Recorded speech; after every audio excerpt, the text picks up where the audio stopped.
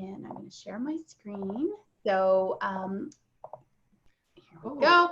Oops, there we go. We're going to hear from Dr. Vera Tarman. A lot of you already know her.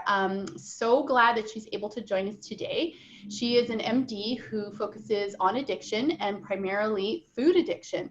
So we're going to hear from her. And what I really appreciate about working with Dr. Tarman and learning from Dr. Tarman is that she is very clear in her messaging about what works for addicts, food addicts, I should say, in terms of treatment.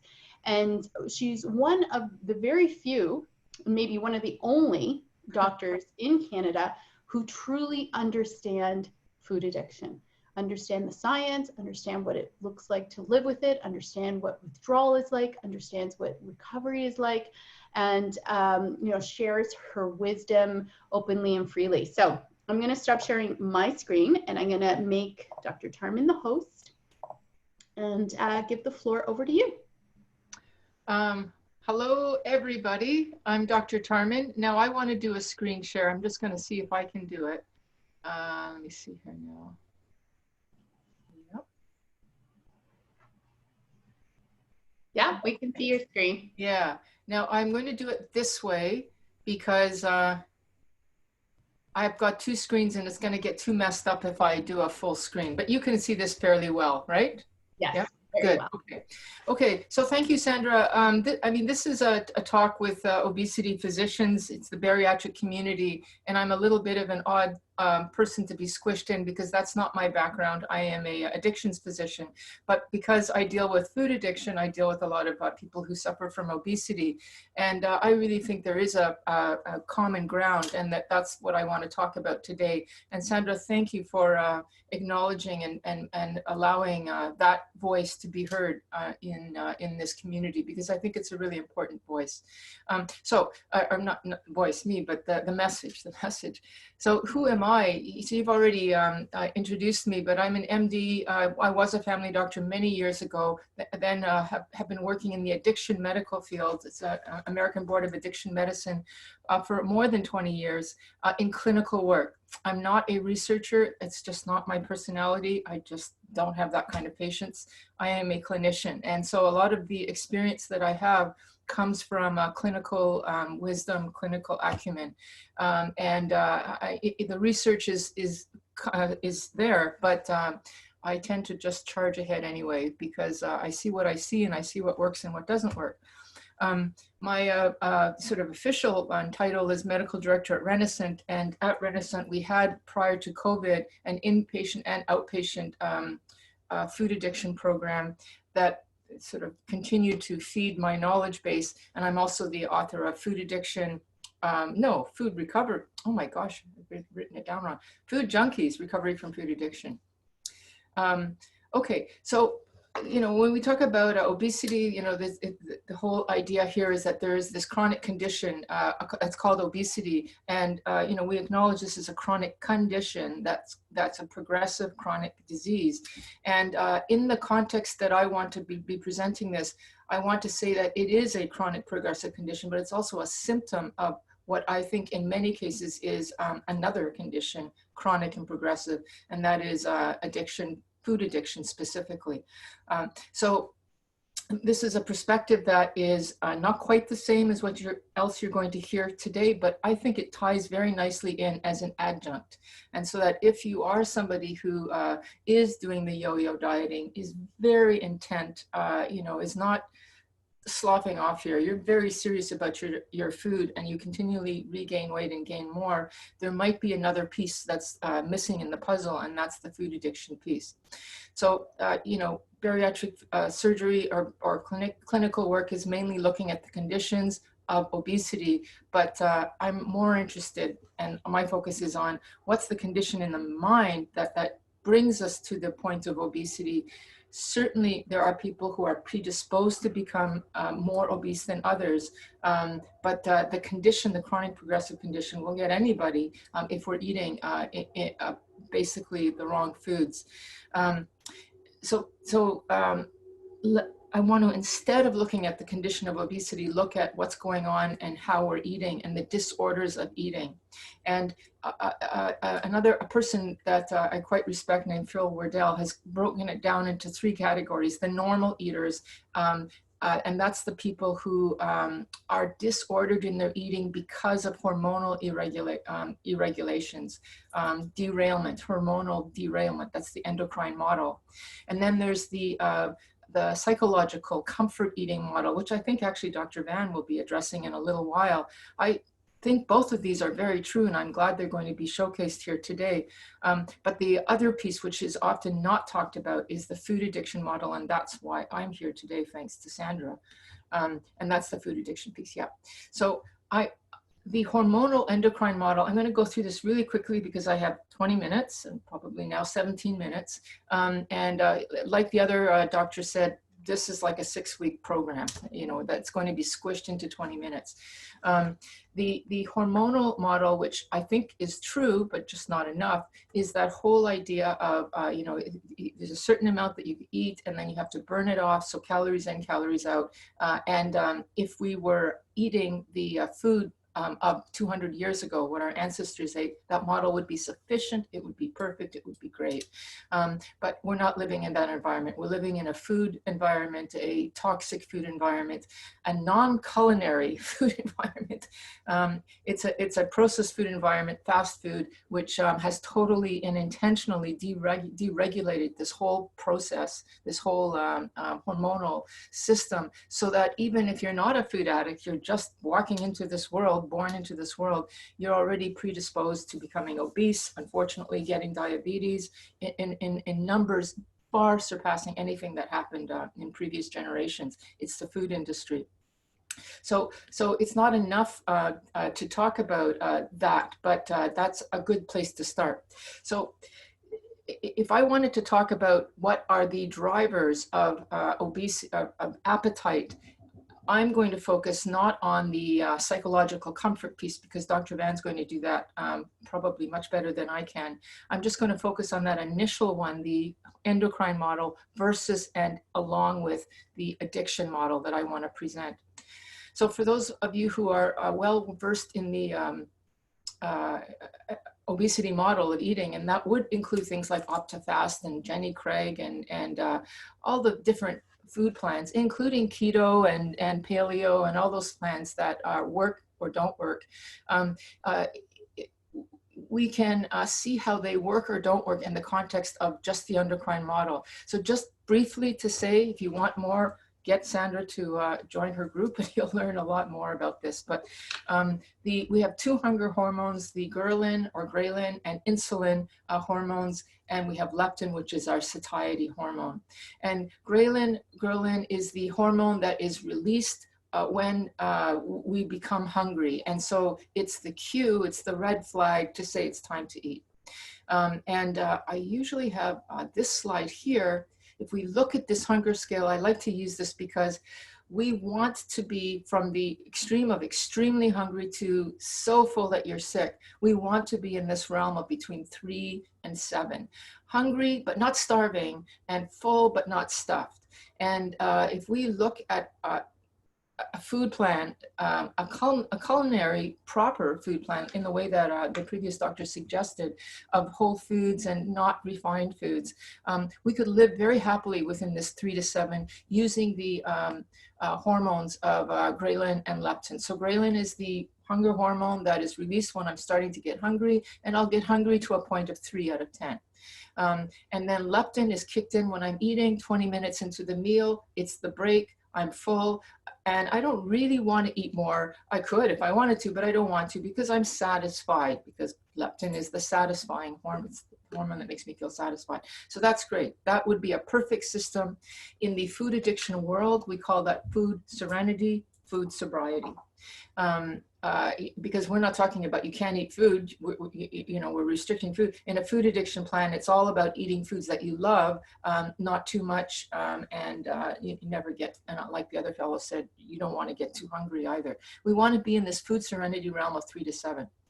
If you are letting insulin dominate your hunger hormone, because insulin is a hunger hormone too, it's the one that is that urgent, I must eat now because my sugar is dropping. We would call that in the medical world the hypoglycemic episode. My fuel is down, my brain fuel is down, the glucose is going down, I've got to eat now or else I will, I may not actually fall into a coma, but I'm going to get very irritable, very foggy, very fatigued, very annoyed until I get some food into me.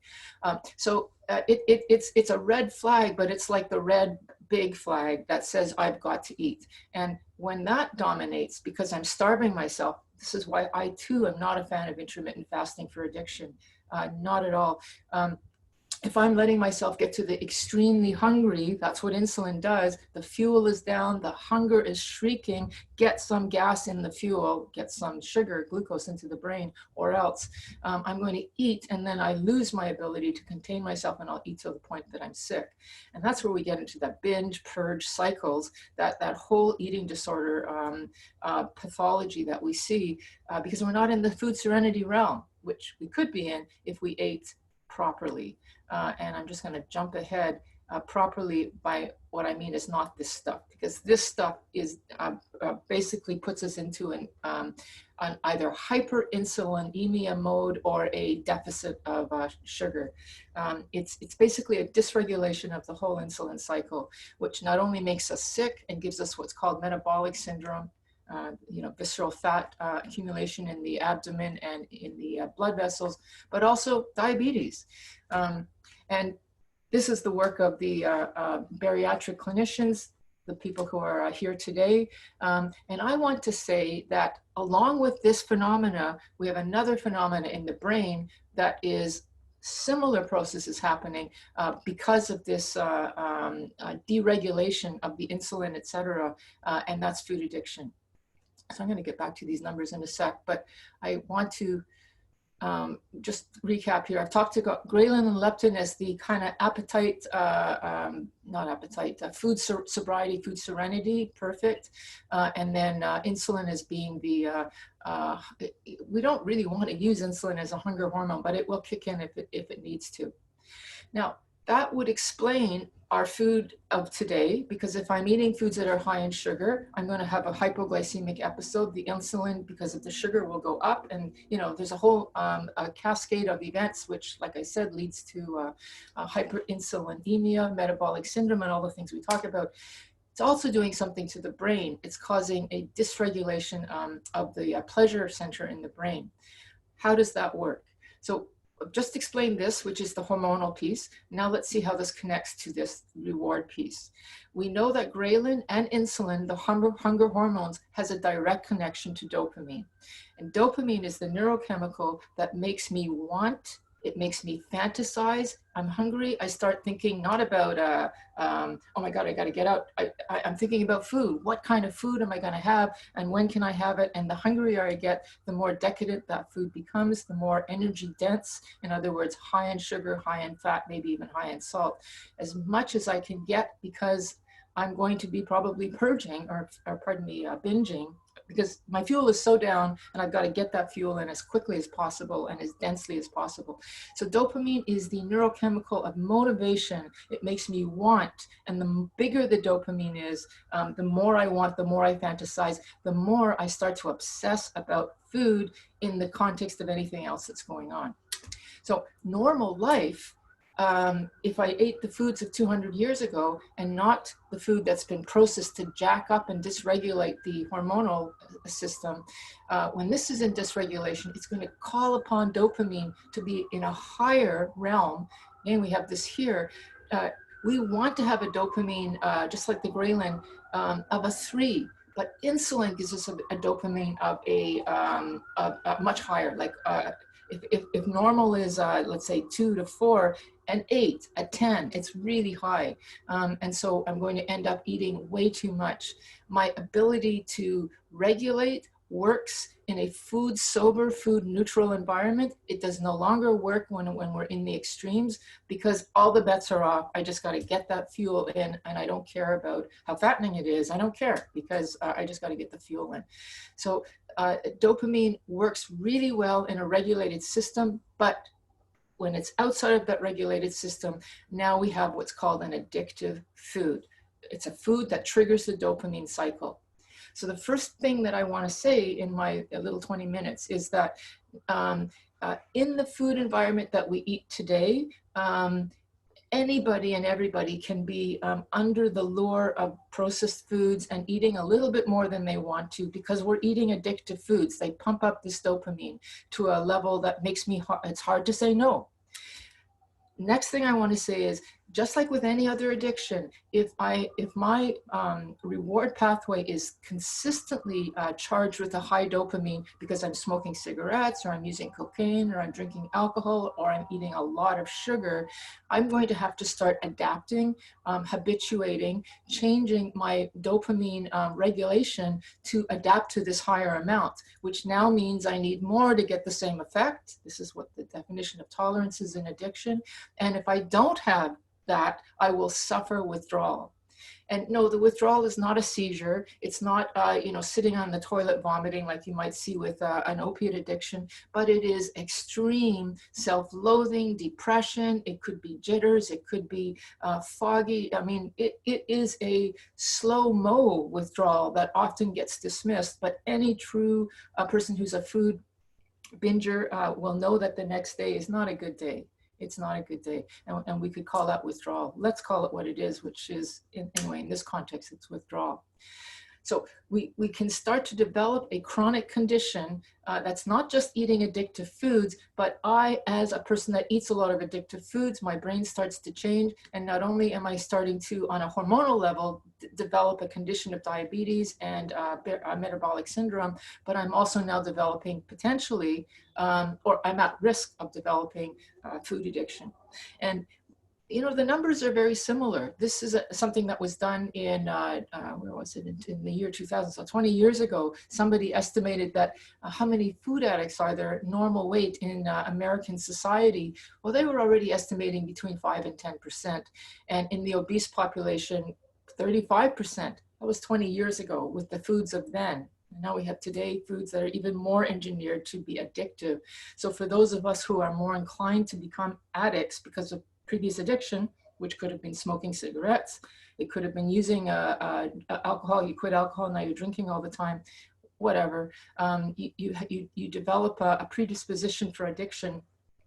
And that these numbers, now people in the food addiction world are saying, especially in the obese population, which, by the way, is now 2/3 of the population, could be well into the 40s and 50%.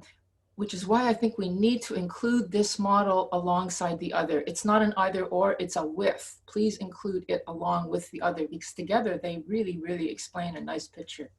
So what is this picture, this clinical syndrome of food addiction? I think I still got, Sandra, give me 5 minutes when it's time for me to wrap up, because I want to, yeah? Yeah, I'll do that. I do build in a nice little buffer of 15 minutes between. Okay. Okay, great. So if we're eating these kinds of foods on a regular basis, which are addictive foods, they're chronically engineered to jack up that dopamine beyond the normal response. I'm going to start having in that, what's happening? I'm developing a tolerance with the dopamine. I'm also eventually going to create, in the same way as a lot of sugar causes eventually a lot of insulin, causes eventually, this is the hormonal model, insulin resistance, in other words, diabetes, et cetera, metabolic syndrome. In the brain, a lot of dopamine can eventually cause a dopamine resistance. In other words, you can do anything you want and I'm still flat, and I'm still going to want because I'm flat. In other words, I'm not excited about anything. I need dopamine for my excitement. So my excitement fuel is down. And as long as that's down, I'm going to be eating this stuff because it's going to give me as much as I can. It's an artificial amount of dopamine. I mean, it's slow. I could drink, which is what happens with people who have had bariatric surgery, by the way. They can't eat this stuff anymore, at least not initially, so they drink it instead, because you're getting that same kind of dopamine, almost recalibration, because you've already, mushed up your dopamine receptors. So it's kind of dopamine resistance. Anyway, what happens is eventually we get a chronic condition where I'm dopamine flattened, but I need more even to feel something.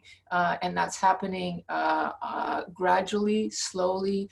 under the radar. I only know it's happening. I don't have blood work where I can see, oh, my sugars are high, but I just know I'm eating a lot more just to feel normal. That's my measure. We don't have anything, if only we had ways to measure our dopamine. We don't right now. But, you know, those are our little cues. Am I eating more? Am I unable to say no? Am I basically doing all the symptoms of you know, the 20 questions of, am I a food addict? So we have this dysregulation that's happening in the middle part of the brain, the limbic system. We have a nucleus accumbens, which is a sort of nodule in the brain, or an area of the brain that I just euphemistically, we all call the pleasure center, the reward pathway. And sugar, food, sex, all that stuff, this is where we see that dopamine. Rats will choose cocaine or sugar over cocaine. It's all the same part of the brain. I can easily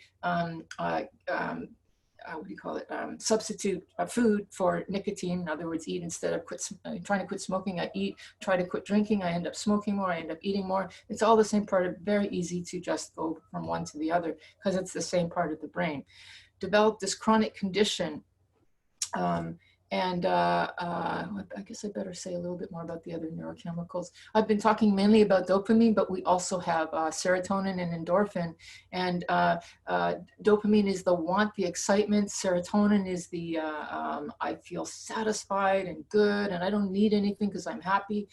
You know, when people talk about they prefer savory over sweet, it's the savory. It's the I'm good, I don't need to be excited, I'm good, just leave me alone, I'm fine.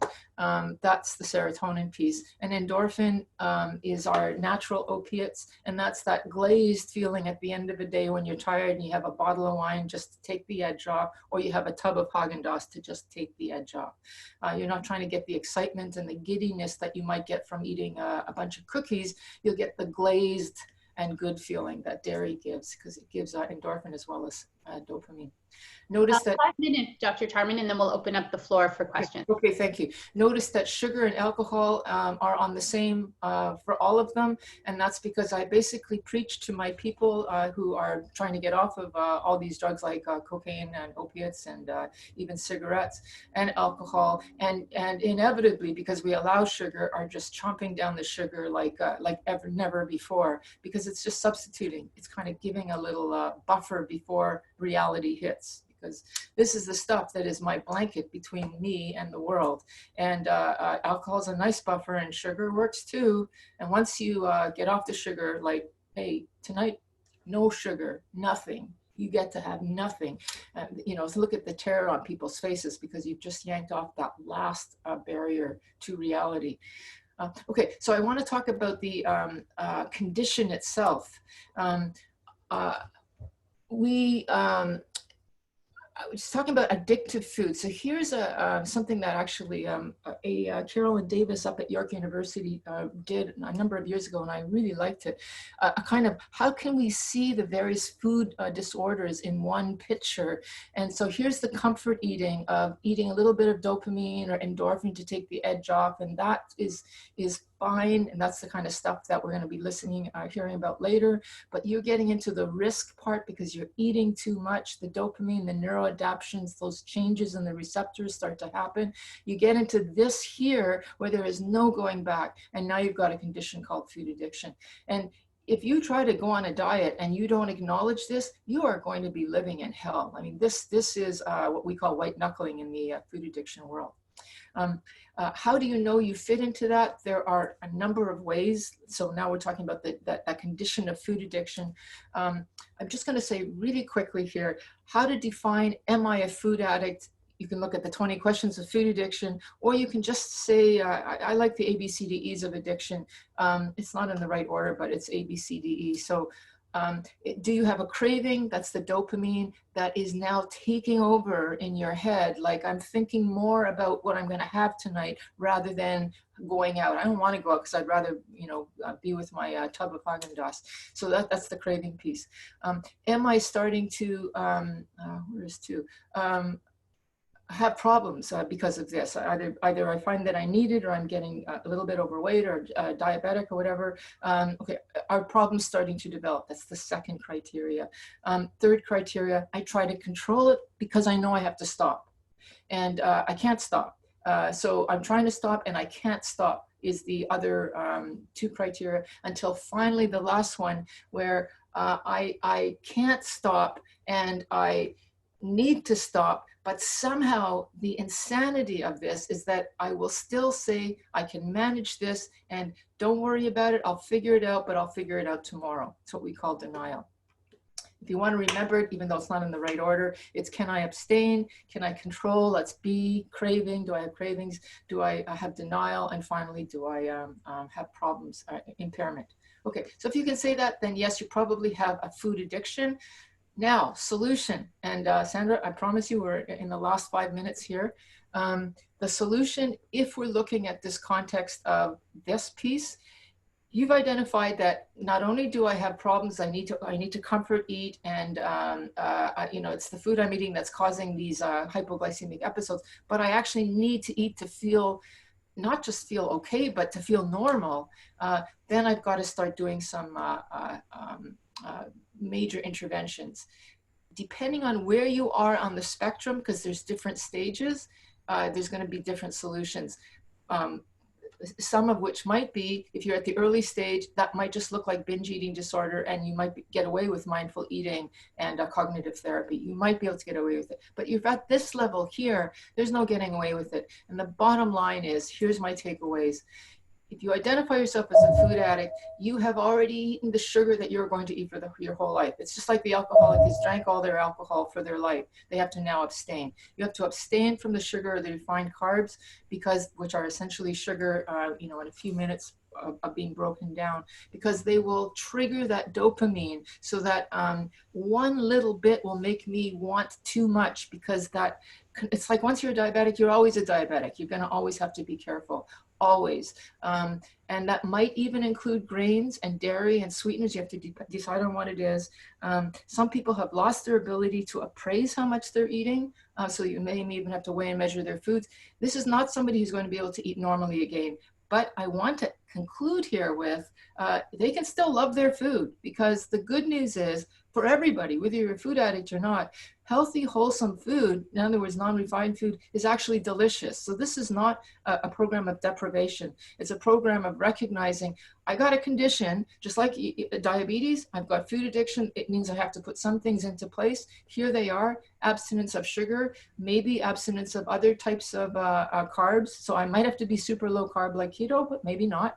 And then finally, because I'm identifying this as an addiction, because I'm actually saying this is an addiction, I got a whole bag of tools, recovery tools, that I can use, like out of sight, out of mind. I don't see it, I don't think about it. I call somebody, Sandra, I need help. Help me here. I would never do that in the other program, but I can do that here. It's expected that I do that here. And finally, there's an absolute imperative that you get support, because the addictive mind will always, this is part of the denial, it's part of the problem with addiction. It will tell you that you are fine, you can manage this, and you need somebody to say, no, sorry, Vera, you can't manage this. Just this is what you got to do, but I'm going to walk you through it. So those are the takeaways if you identify as a food addict. Just as a final statement to say that I think that all of the understandings of food satiety, sorry, let me just go back to that first piece there. That this piece is the endocrine model will make a lot of sense for somebody who's not a food addict. This for the binge eating. Let's just include this, put this on the plate of options, as it were. And I think if we have all of these in place, then we will actually have a weight loss that's sustainable and enjoyable for 20 years plus. I know a lot of people who have lost three-digit numbers 20 years ago, and they're happy people. But they're people who have taken this label on and have done the things that need to be done. I'm done. Thank you, Sandra. Thank you. If you could stop sharing your screen, and then you could roam over my picture and make me the host again, I'd appreciate it. Yes, I will do so. Thank you so much. With so many comments, you're very much loved by this group, for sure. The first question I have for you is, can dopamine receptors go back to what they were before becoming addicted to junk food? That is the million-dollar question.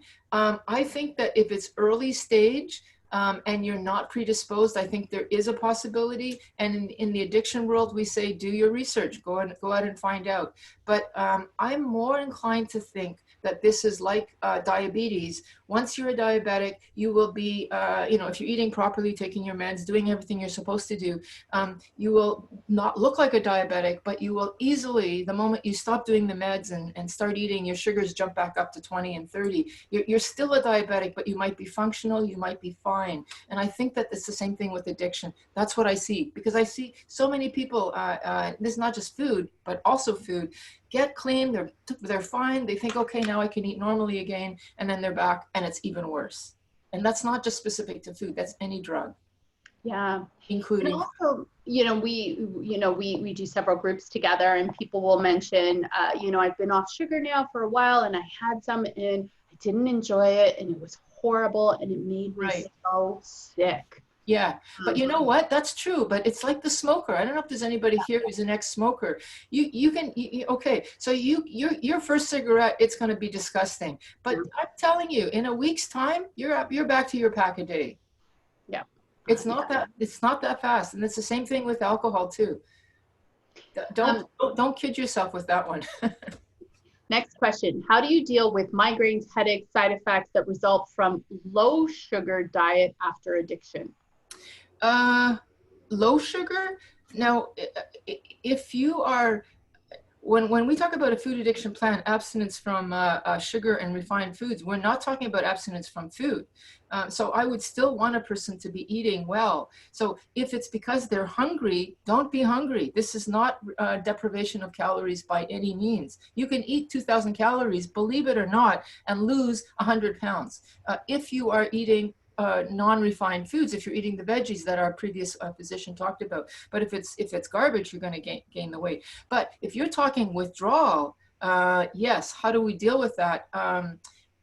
So she's saying, nope, not hungry. Honestly, remove sugar triggers migraine. Yes, withdrawal. Yeah. Get a coach and stay with it. Maybe you can try. I'm not a fan of sweeteners, but maybe you can try them as a bridge. But the good news is it's only 2 or 3 weeks, and then that is past. That feeling of deprivation that we are convinced is going to be a lifetime of deprivation isn't. It's not. Like you said, you get sick of the thought of it, and that doesn't take that long. So I really sympathize with the people who get migraines and all that sort of, constipation is another big one. It's like the alcoholic who gets seizures. What can we do? It's withdrawal, but it passes. Don't do it alone. That's a definite big one. Yeah, I often quote you, the opposite of addiction is connection. Yeah. It's not my quote, but I agree with it totally. I give you credit for it. I have a very open-ended question. How do we treat food addiction? Every time I look up treatment, it never includes binge eating. It mostly focuses on anorexia and bulimia. Well, that's because you're looking at eating disorders. So, and the eating disorder world, there's a plethora of treatment. I don't know about now with COVID, but if you're doing food addiction, I would avoid that contingent because it's not that it's wrong. It's just it's not going to be helpful. And also they're going to be suggesting moderation of sugary items, which is not for a food addict. That's like saying a little bit of crack on the weekend and then you're good. It doesn't work. But if you're asking, how can we find food addiction care? This is where we are right now. We're at the stage of talking and saying, look, we need to have support with research and with help. So we've got people like Sandra in the field. We've got people like Renaissance, although it's now on a bit of a hiatus with the COVID thing. There's not very much, unfortunately.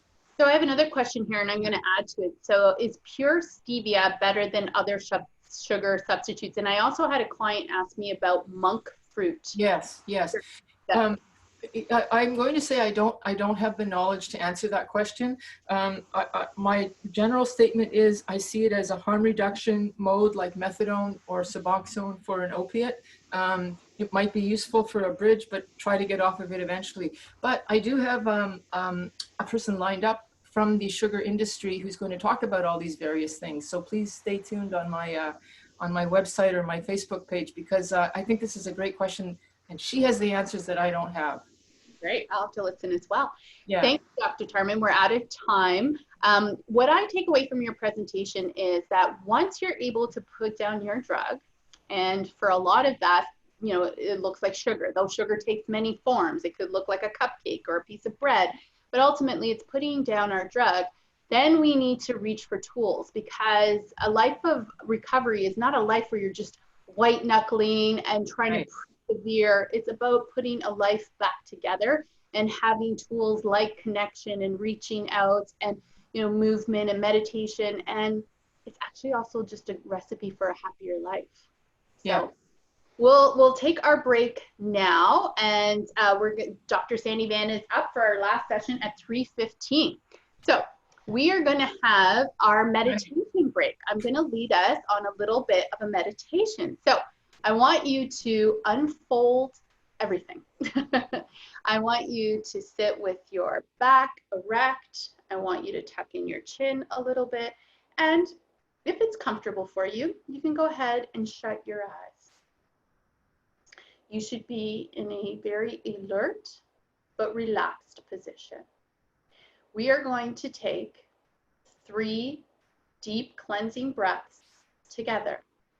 We're going to inhale for a count of 3. We're going to hold for a count of 4. And then we're going to exhale all of the air out of our oxygen, all the oxygen out of our lungs for a count of 6. I'll do all the counting for you. You just need to do the breathing. So let's begin with a big inhale. 3, 2, 1. Hold for 4, 3, 2, 1. Exhale all the breath. Keep pushing out the air. Push, push, push, push, push all the air out of your lungs fully and completely. One more time. Big inhale. 3, 2, 1. Hold for 4, 3, 2, 1. Exhale for 6, 5, 4, 3, 2, 1. Last big inhale. 3, 2, 1. Hold for 4, 3, 2, 1. And now let all the air out. Push all the stress of the day, all of the worry, all of the angst, let it leave as it leaves your lungs fully and completely. I want you to imagine a beautiful ball of energy before you. This ball of energy feels so good. It is a warm, healing, loving light before you. And it feels wonderful to be in the presence of this light. I want you to give this energy a name, anything that is befitting for you. Perhaps you will call it the universe. You will call it love, maybe the divine. Now, invite this power to take over your thoughts. May all your thoughts be divinely inspired. May you let go of thoughts that do not serve you. Now invite this power to take over your eyes.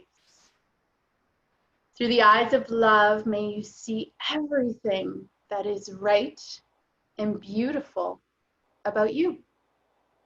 With these same eyes of love, you will look out at your fellow humans and you will see the best in them, and it will bring out the best in them. Next, invite this power to take over your ears. May you hear the whisper of your intuition. May you have the courage to follow its guidance. Now, invite this power to take over your words. May you speak words that are kind, truthful, and necessary. Allow this power to envelop your heartbeat. Every heartbeat growing with more peace, more harmony, more laughter, more love. Each heartbeat growing with more peace, more harmony, more laughter, more love. Now invite this energy to take over your hands as you type across your keyboards, as you prepare your meals, as you care for your loved ones. May all your actions be divinely inspired.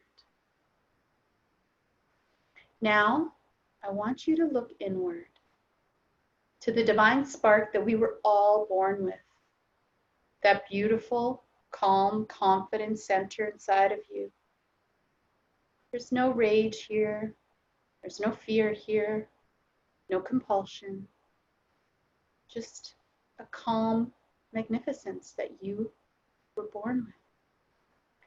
And for a few moments, we will sit in awe of our own magnificence.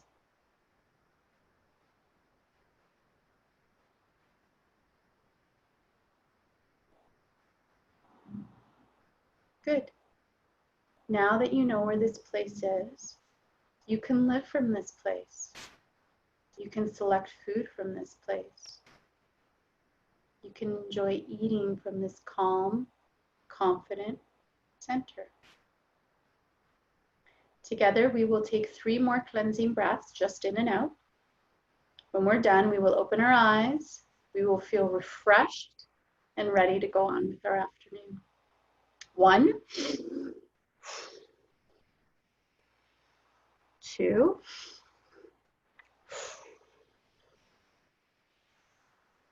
3.